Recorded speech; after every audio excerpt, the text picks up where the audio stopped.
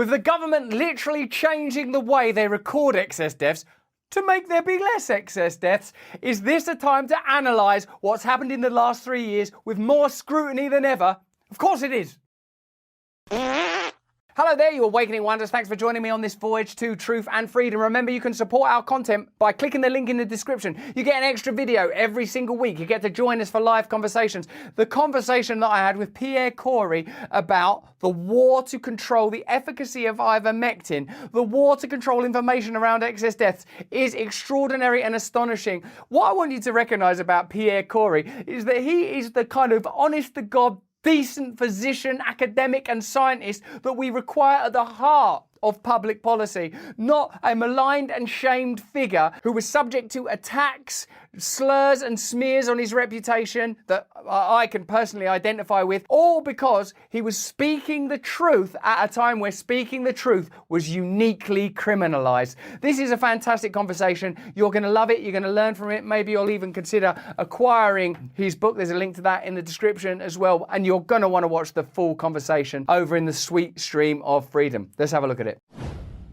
Whilst we were told that the orthodoxy that was under attack was science itself, Fauci, of course, famously said, "I am science," and that, as is often the case, ordinary people were cast as idiots for their spirit of inquiry when precisely the opposite was true.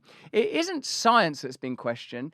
It's the corporatization of science. It's science as a subset of other imperatives. Because true science would be an open analysis and examination of all of the data, including conflicting data, so that a proper conclusion might be reached. How is the story of ivermectin a good metric for understanding the corporatization of science, the co-opting of science, and the corruption of science? Let me just tell you kind of the inspiration I had for the book, and kind of actually when I first had that inspiration, I didn't have a book in mind, I had a lecture in mind. But what happened to me is, you may know this, I gave a testimony in the U.S. Senate on the critical need for ivermectin. Actually, I saw that. Yeah. That was right near the beginning of it. Oh yeah, that's all just making sense now. And you know, that kind of went viral. It kind of brought ivermectin as a topic around therapeutics. Yeah.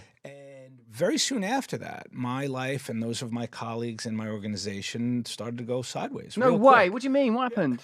Oh, I lost a job pretty immediately. My papers started getting retracted that had passed peer review by expert scientists, 4 rounds of peer review, and just got retracted from the journal. Oh, my God. Yeah. A hit job started to appear in the media, fringe, quack, radical, anti-vaxxer.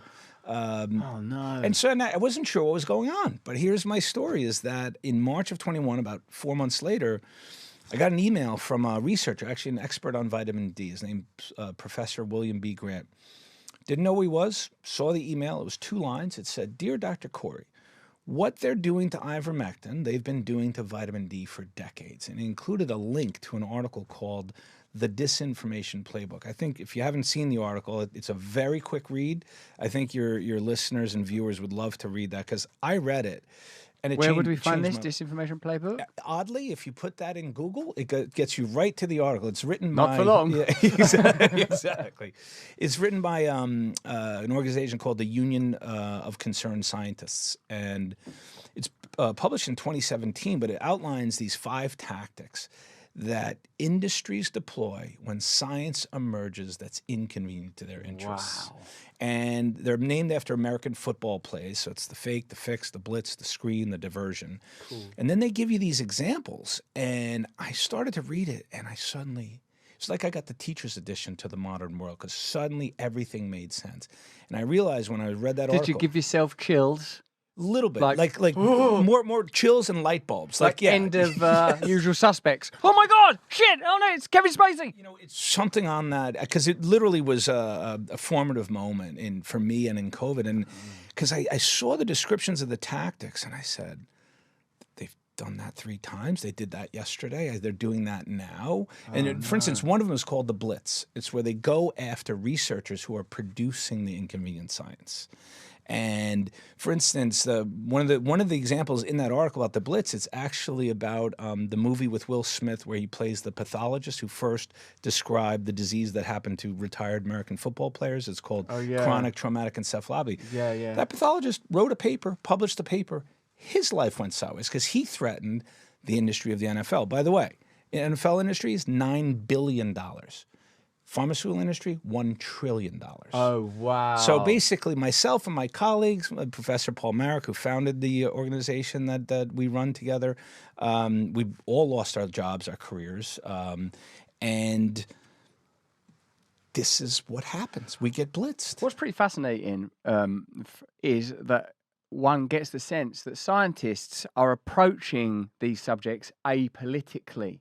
And like, oh, listen, we've just got this information you might be interested in. Ivermectin as an anti-parasitic could be useful in the treatment. You better shut the fuck like that.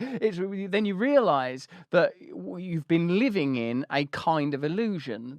And it's astonishing, isn't it? Because whether it's, say, that the famous influence of the Sackler family over art institutions and their cultural influence and impact, for many years, surely the world of art relished and revelled in the patronage, a long historic tradition of patronage between wealthy individuals and wealthy organisations and the arts. And suddenly we are forced to recognise that, oh, the amount of investment that Big Pharma makes in academia, the buildings, the studies, the clinical trials that are funded, and perhaps more significantly, the clinical trials that are not funded, has always suggested control of the information. These are the studies. No one is conducting expensive trials into the efficacy of ivermectin because it's a generic and therefore not profitable drug. I just did that thing where I tell experts the thing that they're experts on. I do that as part of my job. I go up to an expert and go, you know that thing you know a lot about? I think you're pretty deeply studied, Russell. I've listened to you before, so you're allowed. Cheers, mate. And like, no one's going to doing studies into vitamin D. No one's like, I remember this is interesting because in a sense we saw that Joe Rogan exploded into sort of into a global figure even more than he had already during this period, because I suppose just conversationally, like any autodidact with the forum he has, was saying, well, shouldn't we all be going outside and exercising and eating healthy, and like with the kind of enthusiasm that you've described with some of your own papers. Hey, I took ivermectin and monoclonals or whatever that word was, and it seems to have worked a treat and was, experienced the blitz and then the slurs and the smears and the attacks. But then, curiously, the calculation was made that, hold on a second, Spotify, the money, leave this dude alone. And it's interesting that it's, back to an earlier part of our conversation, it's the insurance industries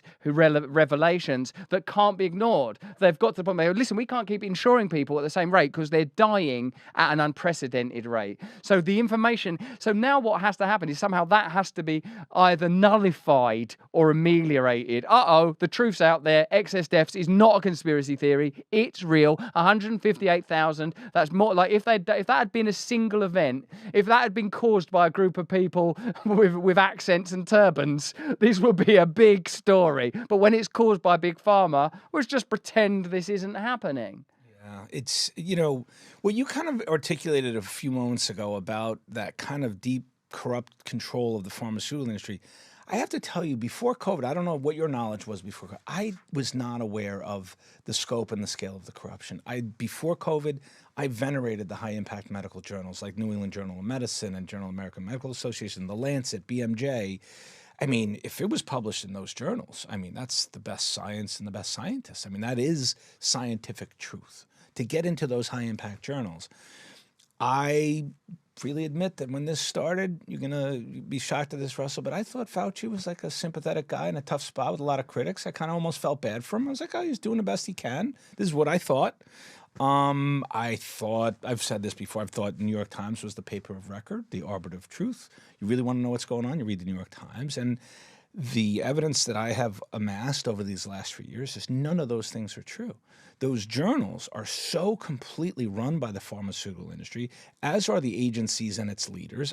Everyone is working, as well as the media. They're all working in the interests of a massive, rapacious criminal industry, and it's transformed our world. And I call our country the United States of pharma. The influence of the pharmaceutical industry in the United States is unparalleled compared to any other industry. At the level of legislation, media, like I said, science, I used to think corruption I used to think pharmaceutical corruption was like the free pens and trips and like the attractive drug reps who come into the offices and buy lunch for the doctors. Like I thought it was like kind of marketing corruption. Marketing. You know, that's what I thought. This is before COVID. Now I go a lot deeper. That's what it seemed like. I mean, even my references to the Sackler family, of course, then, I'm a recovering drug addict myself, but the people that were dying because of the various ultra fentanyls and opioids were, oh, these are just sort of drug addicts. These are the kind of people we don't mind if they die. Those sort of people, they're supposed to die. This is almost population control. It's convenient.